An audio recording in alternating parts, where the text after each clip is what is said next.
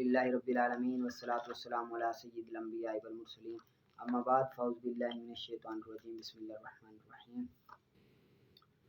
حضرت آگے بابو جواز لبس الحریری لمن بھی حکت، جس شخص کو خارش ہو اس شخص کو ریشم پہننا جائز ہے۔ حضرت انس بیان کرتے ہیں کہ نبی اکرم صلی اللہ علیہ وسلم نے حضرت زبیر اور حضرت عبد الرحمن بن عوف کو ریشم پہننے کی اجازت دی کیونکہ ان دونوں حضراتوں کو خارش تھی۔ آگے باب النہی عن تراشی جلود النمود والرکوب علیہ، چیتے وغیرہ کے چمڑے پر بیٹھنا یا اس پر سوار ہونے کی ممانعت ہے کہ حضرت معاویہ رضی اللہ تعالیٰ عنہ بیان کرتے ہیں کہ نبی اکرم صلی اللہ علیہ وسلم نے ارشاد فرمایا ریشمی کپڑے اور چیتے کے چمڑے کے اوپر سوار نہ ہو۔ یہ حدیث حسن ہے۔ امام ابو داؤد نے اور دیگر علماء نے صحیح اسناد کے ہمراہ روایت کیا ہے، یعنی کہ تم لوگ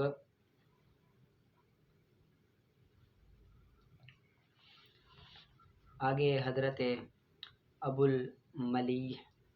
اپنے والد کو یہ بیان نقل کرتے ہیں کہ نبی اکرم صلی اللہ علیہ وسلم نے درندوں کو چمڑوں کے طور پر پہننے سے منع کیا، درندوں کے چمڑوں کو پر بیٹھنے یا لباس بنانے سے۔ اس حدیث کو امام ابو داؤد، ترمذی اور امام نسائی نے صحیح اسناد کے ہمراہ روایت کیا ہے۔ ترمذی شریف کی ایک روایت میں یہ الفاظ نبی کریم صلی اللہ علیہ وسلم نے منع کیا درندوں کے چمڑوں کو بچھونے کے طور پر استعمال کرنے سے منع فرمایا ہے آپ نے رسول صلی اللہ علیہ وسلم نے۔ آگے باب ما یقول اذا لبس ثوبا جدیدا، کوئی شخص نیا لباس یا نیا جوتا پہنے یا کوئی اور نئی چیز پہنے تو کیا کرے، اس بارے میں حضرت ابو سعید خدری رضی اللہ عنہ بیان کرتے ہیں کہ جب کوئی نیا کپڑا پہنتا تھا تو اس کا نام لے کر امامہ، قمیص یا چادر یہ دعا کرتے تھے، اللہم لک الحمد انت کسوتنیہ اسألک خیرہ و خیر ما صنع لہ و اعوذ بک من شرہ و شر ما صنع، کہ اے اللہ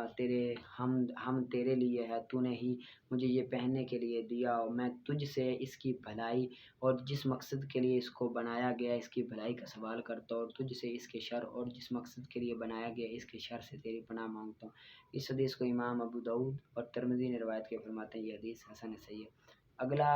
لباس میں دائیں طرف سے آغاز کرنا مستحب ہے، دائیں طرف سے مستحب ہے، یہ باب پہلے گزر چکا ہے صحیح اسناد کے ساتھ، ٹھیک ہے۔ آگے نکالیں آپ فصل روزوں کی نیت کے بارے میں، یہ فصل ہے ان چیزوں کے بارے میں جن میں شرط ہے نیت کرنا اور روزے کا تعین کرنا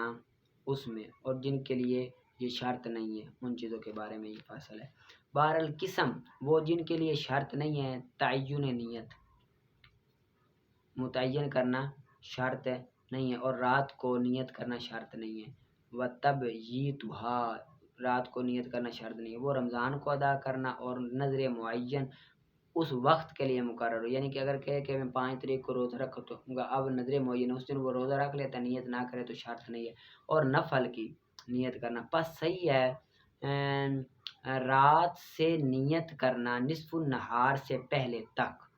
قول میں رات سے لے کر نصف النہار تک نیت بندہ کر سکتا ہے، اور نصف النہار ہے وہ طلوع فجر سے دوحہ کبریٰ کے وقت تک ہوتا ہے، یعنی کہ اگر ایک بندہ ہے وہ نفل روزہ رکھنا چاہتا ہے، اب رات کو اس نے نیت نہیں کی، فجر کی نماز پڑھ لی، فجر کے بعد نیت نہیں کری، اب جو زوال کا وقت دوسرے لفظوں میں ہوتا ہے نا یہ دہوہ کبریٰ، زوال کے وقت سے پہلے تک اگر کوئی چیز کھایا پیا نہیں ہے تو وہ نیت کر سکتا ہے نفل روزے کی بھی، ٹھیک ہے۔ اور صحیح ہے مطلق نیت کرنا، مطلق نفل روزے کی نیت کرنا اور نفل کی نیت کرنا، مطلق روزے کی نیت کرنا اور نفل کی نیت کرنا یہ بھی صحیح ہے، اگرچہ مسافر ہو یا مریض ہو قول میں، اور صحیح ہے رمضان کو ادا کرنا دوسری واجب کی نیت کے ساتھ اس شخص کے لیے جو صحیح مقیم ہو، یعنی کہ اگر بندہ ہے مقیم ہے، صحیح مقیم ہے، ٹھیک ہے، اب وہ رمضان کا روزہ ہے، اب وہ کہتا ہے کہ میں رمضان کا نہیں رکھتا واجب رکھتا ہے، چاہے واجب کی وہ نیت کر کے رکھتا ہے لیکن وہ ہوگا رمضان کا ہی، بخلاف مسافر کے، کہ مسافر جو ہوتا ہے اس کو رخصت کیونکہ ہوتی ہے، لہذا اگر وہ روزہ رمضان مبارک کی بجائے پچھلے کسی واجب کی نیت کر لے تو وہ اس کی نیت ہوگی، لیکن جو صحیح مقیم ہے اس کو نہیں ہے، لیکن مسافر جو ہے اس کو اختیار ہے، کیونکہ وہ مسافر ہے، اس کو روزہ معاف ہے، بعد میں قضا کرے گا۔ اب اس دن کی اگر وہ نیت کرتے تھے کسی واجب کی تو وہ واجب ہوگا اس کا، پس بے شک وہ واقع ہوگا اس کا وہ جو جس کی اس نے واجب سے نیت کی ہے، واجب سے جس کی اس نے نیت کی ہے وہی روزہ ہی ہوگا، اس کا دوسرا روزہ نہیں ہوگا۔ ٹھیک ہے، یہ یاد کر لینا۔ آگے نکالیں آپ ہدایت النحو کا۔ آگے تو جان کے کم دو وجہوں میں واقع ہوتا ہے، یا تو منصوب ہوگا، منصوب تب ہوگا جب اس کا ما بعد فعل اس کی ضمیر کے ساتھ اس کے فعل سے اعراض نہ کرنے والا ہو، اس کا ما بعد فعل اس کی ضمیر کے ساتھ اس کے فعل سے اعراض کرنے والا نہ ہو، جس طرح کہ کم راجلن ضربتو۔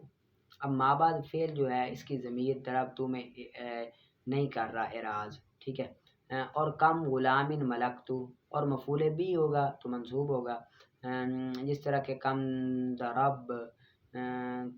تن ضرب تو، اور کم ضرب تن ضرب تو۔ مصدر ہوگا تو مصدر ہوگا یعنی مفعول مطلق ہونے کی وجہ سے یا منصوب ہوگا، جس طرح کہ کم یومن سرتو اور کم یومن سمتو، مفعول فی ہونے کی وجہ سے اور مجرور ہوگا جب ہو اس کا ما قبل حرف جر یا مضاف ہو، جیسے بکم رجلن مررتو اور علی کم رجلن حکمتو، اور غلام کم رجلن ضربتو، اور مال کم رجلن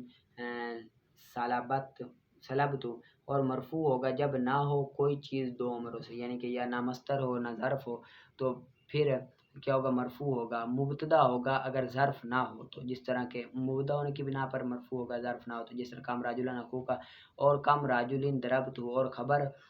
ہونے کی بنا پر اگر ظرف ہو تو، جس طرح کہ کم یومن سفرک اور کم شہرن صومن۔ ٹھیک ہے، اب یہاں پر ان کے خلاصہ کلام یہ ہے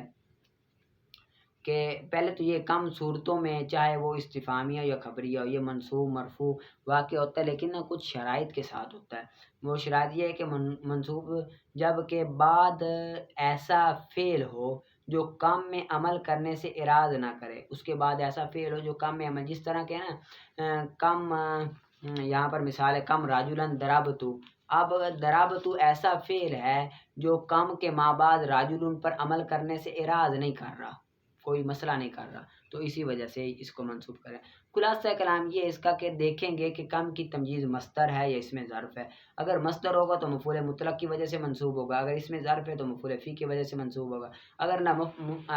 مصدر ہے نہ ظرف ہے تو مفعول بھی کی وجہ سے منصوب ہوگا، اگر ان میں سے کوئی بھی نہیں ہے تو پھر وہ مرفوع ہوگا مبتدا اور خبر ہونے کی وجہ سے۔ ٹھیک ہے، مبتدا کی صورت تب ہوگی کہ جب وہ ظرف نہ ہو، کم راجلن اخو کا ظرف نہیں ہے، اور خبر کی صورت جب کہ وہ ظرف ہو، اور مجرور جب کم سے پہلے حرف جر یا مضاف ہو تو مجرور ہوگا، مرفوع منصوب اور مجرور کوئی صورت نہ ہو تو پھر کیا ہوگا، یہ کیا ہوگا، مرفوع ہوگا مبتدا ہونے کی وجہ سے۔ ٹھیک ہے، ان کو آپ نے یاد کر لینا اچھی طرح سے۔ آگے ہے ظروف مبنیہ والی، جو اسماء ظروف کے آپ نے قاعدے پڑھے ہیں نا، وہ سارے آپ نے یاد کر کے آنا۔ یہ پہلا قاعدہ ہے، یہ جو میں کل آپ کو پڑھاؤں گا، اس کو اچھی طرح سے یاد کر کے آنا، محنت کر کے۔ ٹھیک ہے، پڑھا سنا۔